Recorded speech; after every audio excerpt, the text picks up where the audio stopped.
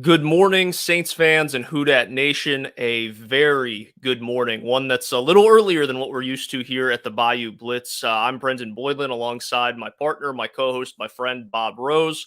We're here for the Bayou Blitz pregame show previewing the New Orleans Saints matchup against the Minnesota Vikings in London. That's why we're up so early.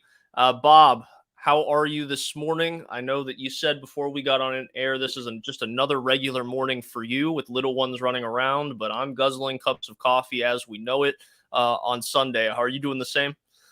Yeah, but I do the same every morning, and I'm proud to announce that I beat 5-year-old Will and 1-year-old Olive, up out of bed. I was already editing my own article, publishing, distributing before any of them got out of bed. So I'm tougher than them.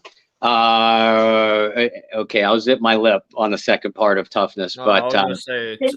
But really showing off, saying you're tougher than your little ones.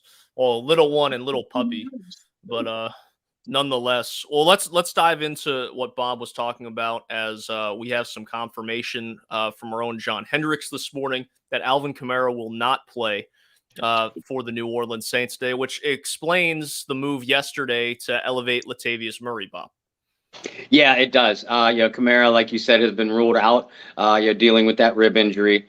So he won't be available for the Saints. But yesterday afternoon, it was announced by the team that they did elevate veteran running back Latavius Murray from the practice squad. That made all of us realize that, Kamara would be perhaps on a limited snap count, or maybe that Dennis Allen and the coaching staff was a little bit worried about his availability. But nonetheless, it's going to be Ingram, Latavius, and probably Tony Jones Jr. out of the backfield for the Saints. Because remember, we're not going to see Taysom Hill very much either. With Jameis Winston being out, Andy Dalton is obviously going to get the start, but Taysom Hill has been taking quarterback reps all week as the number 2, as the backup to Dalton.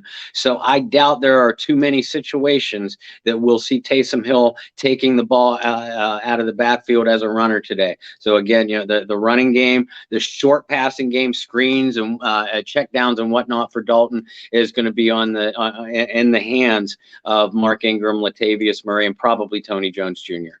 Well, the Saints are without plenty of offensive weapons today, without their number 1 quarterback, now without their number 1 running back, and announced earlier in the week without their number 1 receiver, Michael Thomas. You slightly mentioned there, Bob, how Taysom Hill is also going to be less involved because he's going to serve as the emergency quarterback. And even if Kamara was playing, who's the emergency quarterback for this team, you still wouldn't see a whole lot of Taysom Hill anyway because of the situation that the Saints are in. So how do losing 4 key components of your offense that has been struggling, how does that change how you go into this game today? It's next man up. It has to be. I mean, this is as close to a must-win situation in Week 4 as you can possibly get for the New Orleans Saints. They've already dropped 2 conference games, both in their division. The Vikings are obviously another conference opponent. You cannot get off to a 1-3 start to the season and have realistic chances of picking yourself back up.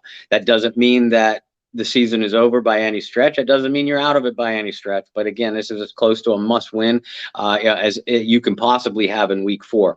So offensively, Dalton can run this offense.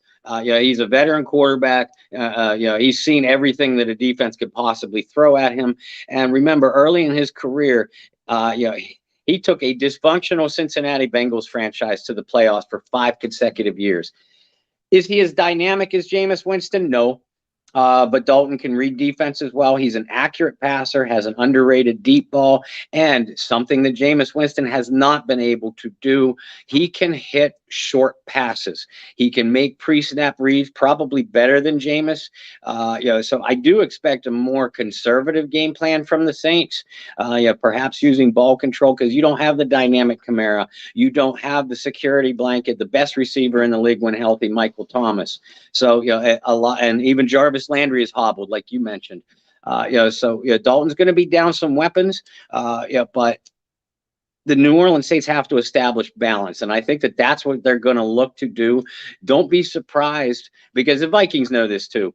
Don't be surprised if the Vikings stack the box early on and Dalton does come out throwing. But if so, it'll be like quick, rhythmic, shorter passes, short to intermediate passes to hopefully back off that defense. And then after that, if that works, if that's successful, then the Saints are going to work to establish balance. But that's what the key word is going to be for the New Orleans Saints offense today is balance and safe play. Well, let's not forget as well to mention players that are out today.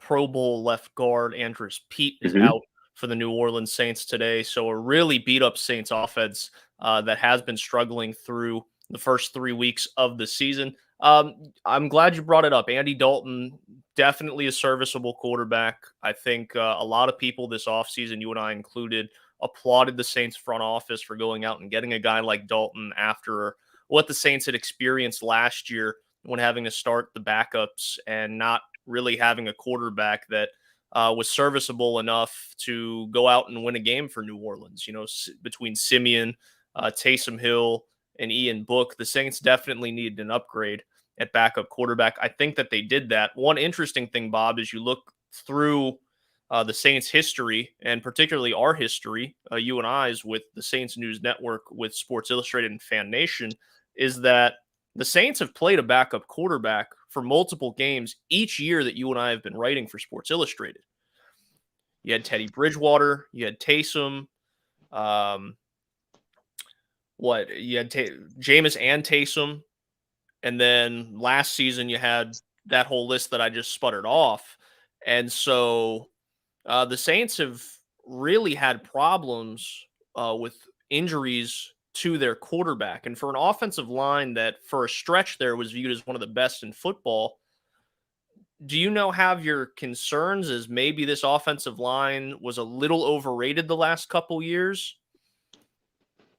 Wow, that's a good question. I'd say overrated is a little bit of a stretch. I mean, Ryan Ramczyk is among the best tackles, either left or right in the NFL. Eric McCoy, for my money, is a top 3 center, top 5 at worst. And Andrews Pete, although far better in the run game, Andrews Pete, remember, has made three or four Pro Bowls. But this unit has not been playing well over the last 2 seasons, really. We have to go back to last year because they did struggle last year. And you know what? In my opinion, this offensive line was first exposed for their pass protection issues against the Minnesota Vikings in the 2020 wild card game. In that contest, the Vikings brought their best pass rushers, who were at the time Danielle Hunter, who's still there, and Everson Griffin, both edge rushers. They brought them inside and really beat the heck out of Breeze, because they were beating Andrews Pete and at the time Larry Warford with their inside pass rushes. Since then, a lot of teams that have had success against the Saints last year and definitely through the early portion of this year have brought extra blitzers, extra pass rushers, or even slid edge rushers inside to take advantage of the lack of solid play that the Saints have exhibited with their interior pass blocking. So I fully expect the Vikings to test that theory once again. The Saints have the ability to set up a pass pocket for Andy Dalton. I mean, these players, most of these players on this front line are good. Calvin Throckmorton is replacing Andrews Pete, and both you and I, praised Throckmorton's performance more often than not. When he started 14 games last season. He's going to be tested by those Vikings pass rushers, but I feel pretty confident in Calvin Throckmorton. It's the other guard spot that I'm worried about. Cesar Ruiz.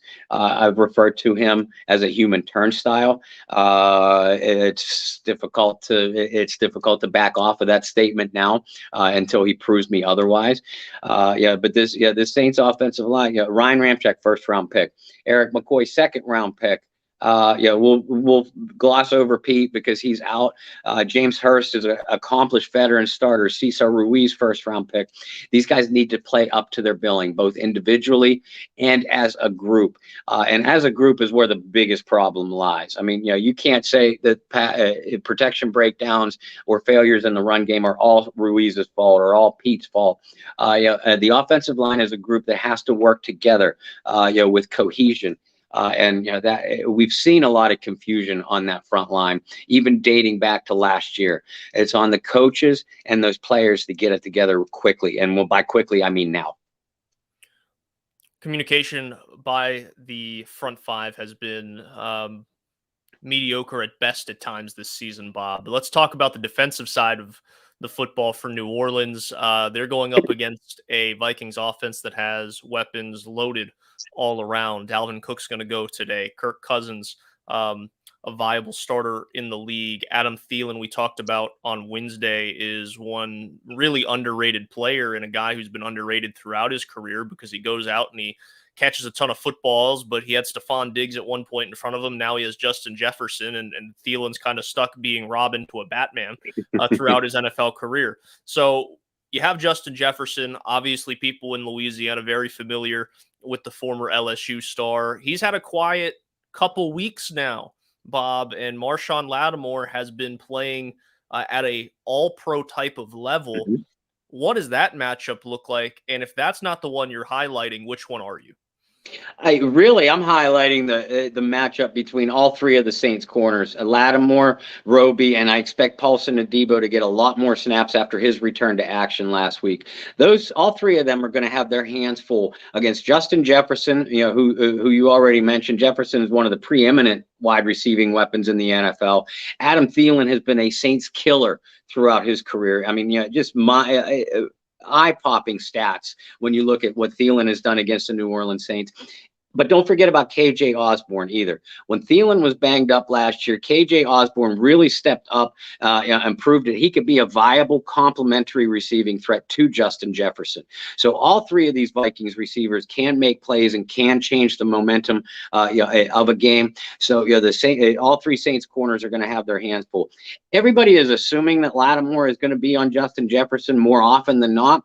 While I think that that's a safe assumption, do not be surprised if they put Lattimore over on Adam Thielen at times too, because of the damage that Thielen has done against the Saints, and Lattimore included.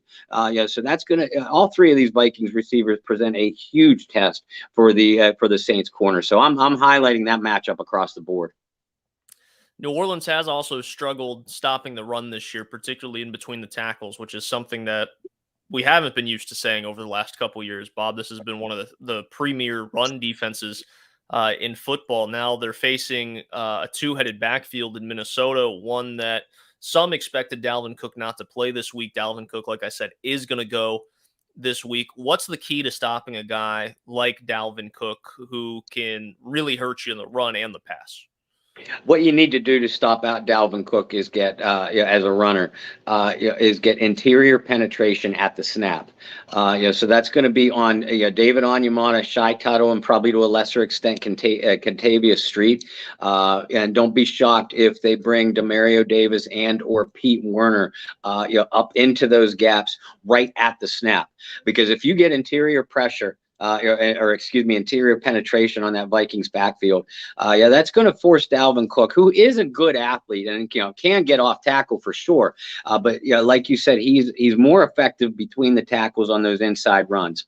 If you get interior penetration, that takes away Cook's first option. And he's also an underrated cutback runner, so that also takes away cutback lanes. That forces Dalvin to shuffle his feet, try to get off tackle, but that also takes away the momentum from his downhill runs, which he is a great downhill runner. So that's the key to Dalvin Cook. And really Alexander Madison too, who's Cook's backup, a very underrated back. Madison's a little bit more athletic than Cook. But both guys can make plays in the open field. Having said that, the Vikings want to run right at you downhill first. So if the Saints can get that interior penetration, that's going to hopefully shut down the Minnesota run game. The Vikings do not do well when Kirk Cousins throws the ball 35 or more times. Look it up. I mean, it's not pretty statistics if you're a Vikings fan. I was going to say as well, you brought it up on Wednesday, is that Kirk Cousins hasn't played very well in primetime in his career. And you and I had that discussion. Is this a primetime matchup? I'm going to say yes, because it's the only game on this morning. So we'll call it primetime, but we'll see. We'll see. I guess it's 1 o'clock over there for kickoff. So I guess in their minds, it might not be primetime, but our minds stateside it is. I don't know. We'll see if Kirk Cousins plays well or not. Right. We talked about New Orleans being without Kamara. It's probably going to be a mixture of Mark Ingram and Tony Jones and Latavius Murray, who was just elevated from the practice squad. You look at that group, Bob, and none of them really fit that scat back role that the New Orleans Saints are used to having, whether it been Reggie Bush over the years or Darren Sproles, Alvin Kamara, even some of the lesser names, Tavares Cadet, guys like that. None of those guys really fit that role. How do you see New Orleans using some of those running backs in the passing game today? Because I think Ingram's a very underrated receiver, but there's not a whole lot of gas left in the tank. We know that this, in my mind, is probably going to be Ingram's last season in the NFL. He could prove me wrong. I look at a guy like Latavius Murray, who, what was that year? 2020. I felt like he had a huge reception in every game, just bailing out the quarterback. Tony Jones, not a whole lot of tape on that in the NFL, and certainly wasn't used as a pass-catching running back at Notre Dame. Which one of those guys is going to step up and be an option out of the backfield? And do you expect New Orleans to run some plays for those guys, whether it be in the screen game or just an easy dump off for Dalton just to get some rhythm going? You got to believe that Ingram is going to take the forefront here. And none of those three guys are anywhere close to what Alvin Kamara can be. Hasn't been for the last 10 games or so, but can be, as a receiver. But like you said, Ingram is a viable, he's a dangerous weapon on screen passes. And Latavius Murray is too. That's how those backs are going to be used, as receivers, as check downs, and as screens. And I mentioned it in a couple pieces that I've written this week. The Vikings have two terrific inside linebackers in Eric Kendricks and Jordan Hicks, but they're downhill guys. They're big, physical, and they have great play recognition, which does put them in position, in prime position, when they're in coverage, or when the offense tries to go off tackle. But they still need to be tested from sideline to sideline. They're a little bit athletically challenged, and that's where I thought Kamara could really make some plays today. You could still do that with Mark Ingram and Latavius Murray on screens, check downs, things like that. And I got an X factor for you, and it's a guy you mentioned, you pleaded for the Saints to use for the last 2 weeks. Deontay Hardy. Deontay is a dangerous weapon on wide receiver screens, and look for Chris Olave to be used that way too. Wide receiver screens, the defensive, opposing secondaries get involved in that and have to come up to make plays. But if you're going to stop a wide receiver screen in its tracks and really nail it for a loss or a minimal gain, that's on your linebackers to recognize what's happening and to get out and to have the athletic ability to get outside quickly. That's one of the things that's made Demario Davis so special. That's also how you can test Eric Kendricks and Jordan Hicks. So while I do fully expect to see some screens, particularly to Mark Ingram, do not be surprised if the Saints use Olave and Deontay Hardy on some wide receiver screens too, to sort of spread that big Vikings defense out from sideline to sideline, and hopefully give some more interior running space for Ingram and the rest of those running backs. Well, I'm glad you brought up Chris Olave, too, because you look at his career at Ohio State, what Ohio State's been very successful with over the last, decade plus with some of their really skilled guys is some tunnel screens, which is something you don't see in the NFL a whole lot. But for a guy like Olave, you could definitely see him being used. And then especially a guy like Hardy who can get just lost behind linemen in a tunnel screen. Yeah, you're right. I have been calling for Hardy for a while. He is going to go today, according to his Instagram. So that's a very good thing to see. because the Saints could definitely use it in the return game as well. X factor offensively, I think it's really easy to pick a guy like Chris Olave, who just won, NFL Offensive Rookie of the Month. It's really easy to pick a guy like Jarvis Landry, though hobbled. He's going to carry a lot of weight with Michael Thomas being out. But I'm going to go a different direction because this would be a huge X factor because this positional group has not showed up for 2 years now, and that's the tight ends. Whether it be Jawan Johnson, whether it be Adam Troutman, the Saints are going to need another weapon in this offense. And when I think about Andy Dalton and what made him special over the years, it wasn't, yes, he's got an underrated deep ball, like you said, but it wasn't going deep. It wasn't hitting guys, 20 yards, 15, 20 yards down the field. It was very much that intermediate game. And I look like to a guy like Troutman or Johnson who has size to just be able to run a 5 to 7 yard curl, just pop back and give Dalton an easy throw. And with that kind of size, you would hope they'd be able to box him out like a power forward in basketball and just get the football.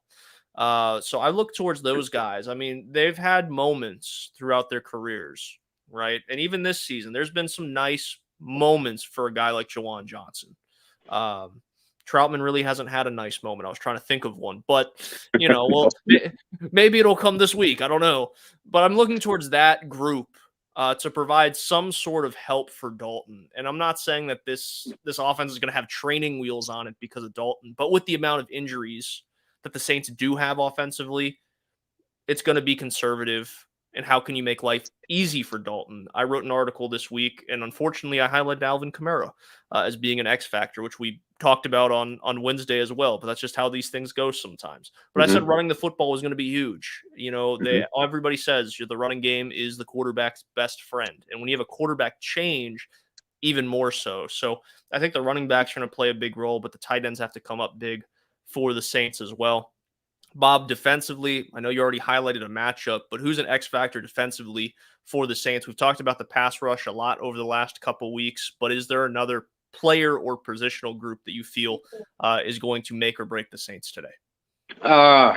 We didn't talk about getting pressure on Kirk Cousins a whole lot yet, but obviously that needs to happen.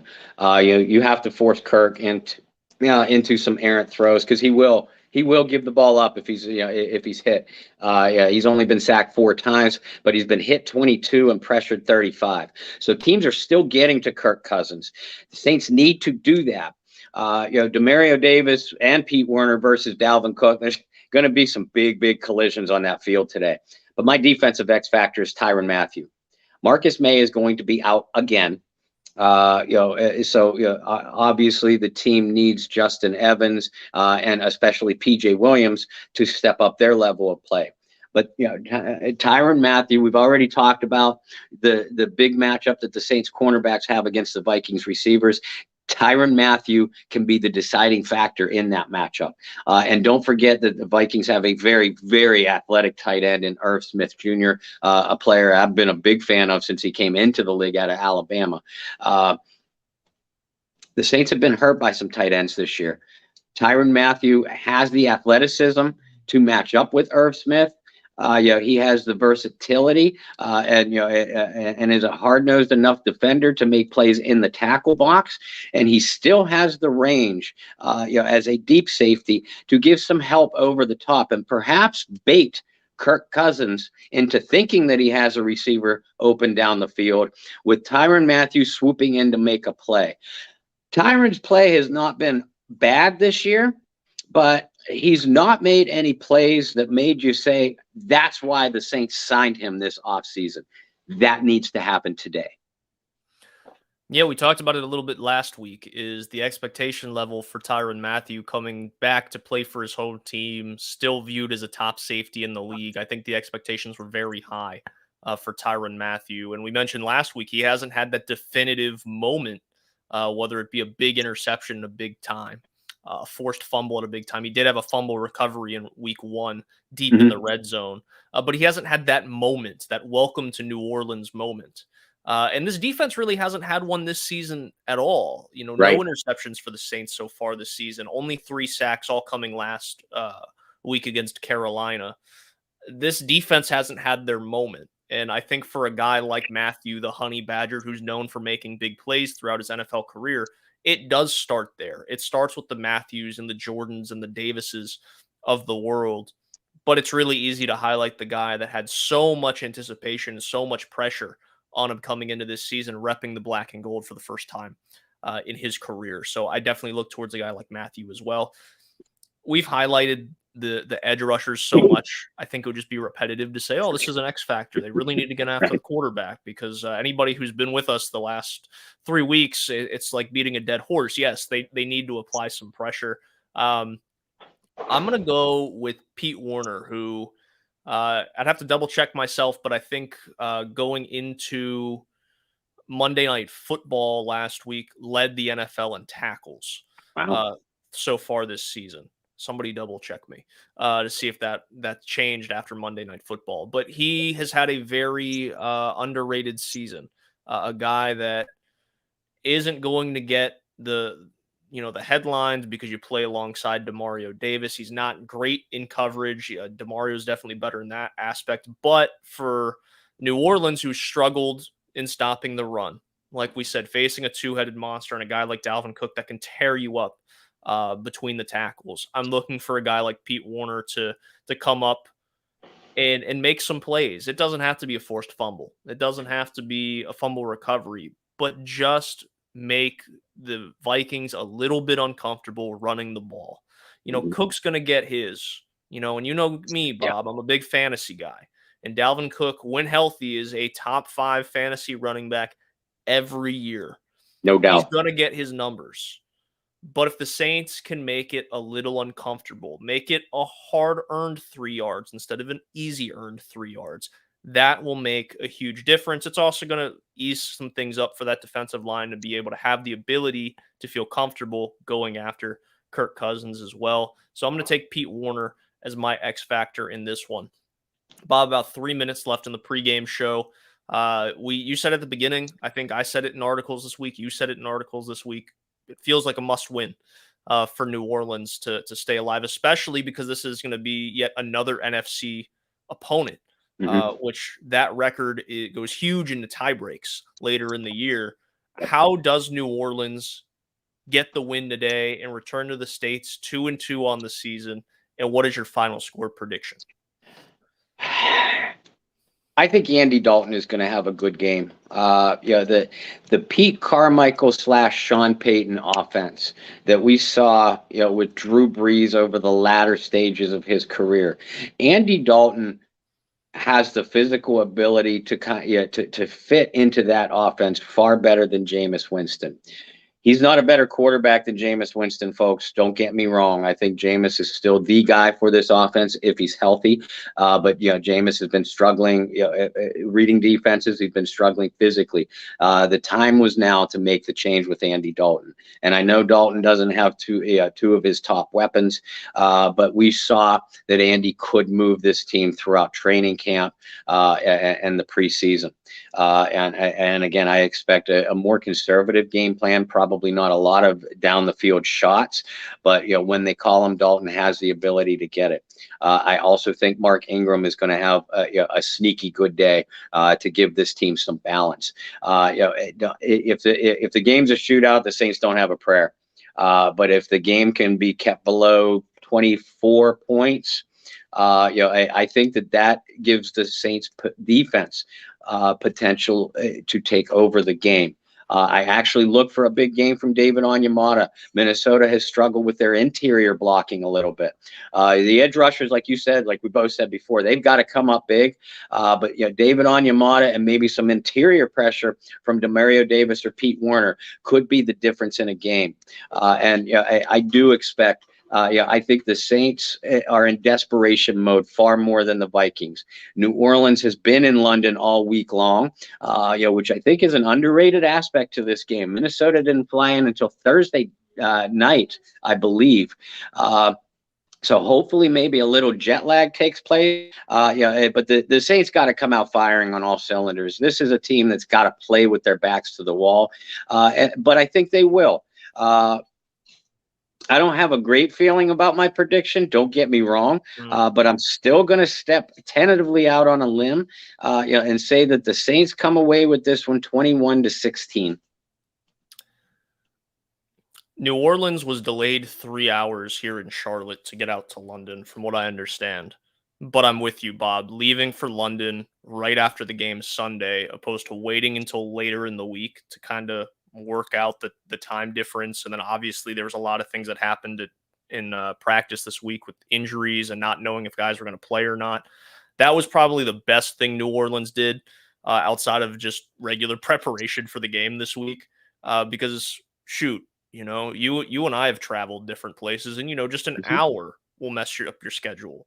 You're talking about being 5 hours ahead, 6 Yeah. hours ahead in London. So I think that is a very underrated aspect. We'll see if the Saints come out a little sharper in the game because of that. I'm not really They confident. better, because they've gotten off to poor starts in all 3 games this year. I mean, shoot, especially offensively, outside of the fourth quarter in Atlanta, they have been dismal. I'm not super strong on my prediction either, Bob. I will say this with Andy Dalton. This is a little bit different than the situation last year with the quarterbacks, particularly Trevor Siemian. Dalton did start 7 games last year. They weren't pretty. He had maybe the worst offense in football around him in Chicago, but he won some games. And he did enough, more of a game manager than anything. But I definitely think Dalton has enough here to play better than he did in Chicago. And he's an NFL veteran. He knows how many more opportunities am I going to get to be a starter in the league. So this is a golden opportunity for a guy like Dalton. Defensively, the Saints have their hands full, and we talked about it, especially with that receiving corps of Minnesota. But pressure makes diamonds, and if one thing we've seen about New Orleans over the last really half a decade, they've dealt with adversity very, very well over the years, better than a lot of teams would. And I see this as another opportunity to stand up in the face of adversity for New Orleans with all the guys that they have out, the time change, everything. So I'm going to take the Saints in an ugly one. I'm going to take the Saints 20-17. I think the defense makes a big play in the fourth quarter to secure the victory, but the defense is going to have to play outstanding for that to be the results. Kind of like what you said. If it gets to be 28 plus points scored by Minnesota, I don't think the Saints have a prayer. But if the defense can keep it under about 21, I think you said 24, but somewhere in that range, I think the Saints have a shot. I'll take the Saints 20-17 in this one. Bob, before we go, and we let everybody know where we can follow you on the World Wide Web, we do have a halftime show coming up, and then we have a really exciting show coming up on Wednesday for the regular Bayou Blitz. Where can everybody follow you and make sure they get all that wonderful information? Folks, like Brendan said, make sure you join us, Brendan and myself, for our halftime show. We're not in London, but hopefully we won't need anything stronger than tea and crumpets to get us through halftime this week. You can follow me, Bob Rose, over on Facebook, at BobbyR2613 on Twitter. As always, you can follow my work, Brendan's work, John Hendricks, and our boss, Kyle T. Mosley, through the Saints News Network on Facebook or at Saints News on Twitter. And make sure you catch us on Wednesday night for our Bayou Blitz podcast. Brendan and I do it every Wednesday night because we're here for you. We are your mouthpieces for your show, and we do have a special guest coming up this week. So I can't wait for that to happen. Hopefully we have some good news to talk about. But again, let's get this win out of the way. And everybody who got up and rubbed the sleep out of your eyes this morning, thank you for joining us. I know you're true Bluers.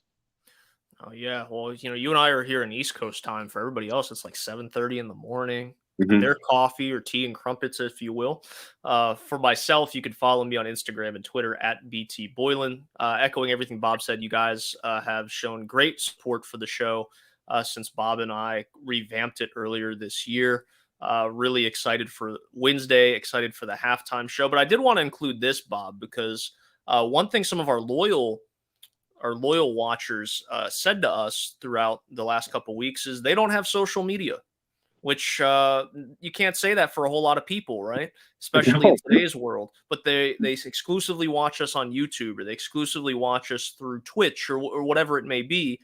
If you guys need to get in contact with Bob or I, or just want to shoot us an idea or a message, we always say, well, just hit us up on Twitter, hit us up on Facebook, hit us up here. Well, if you don't have that, you have to have another way to do that. So I'm going to give you guys, and I'll type it here in the chat real quick. If you guys want to reach out to us, you can reach out to us via email at bayoublitzpod@gmail.com, because I know there's plenty of people that want to get in touch with us. And right there in the chat, you can just shoot us an email. We'd love to hear your ideas, right? And like Bob said, this is your show. So if you have some input and you want to hear something specifically on your show, or a new topic, new segment, whatever, want to hear it from you guys. Also want to give a special birthday shout out to Scoob. Hope you had a good birthday yesterday. Thanks for joining us this morning. Like I said, thanks to everybody that's just shown support over the last we had 2 or 3 months of doing this now. I don't know. Time kind of all runs together, right, Bob? Wait till you get old, but yeah. I think we came back in July-ish. So yeah, however many months it's been since July sounds right. I can't do math either, Bob. It's 8:30 in the morning on a Sunday. You expect me to do math? I'm just kidding. Well, guys, like we said, we really appreciate you. Make sure you tune in to the halftime show. Bob, make sure you get your tea and crumpets this morning, or Dunkin' Donuts, or Krispy Kreme. I guess you don't have Krispy Kreme up there, but whatever you guys get in the morning, make sure you get yourself a donut, some coffee, some tea and crumpets, and we'll see you for halftime right back here. Enjoy the early morning kickoff, my friends. We'll see you soon.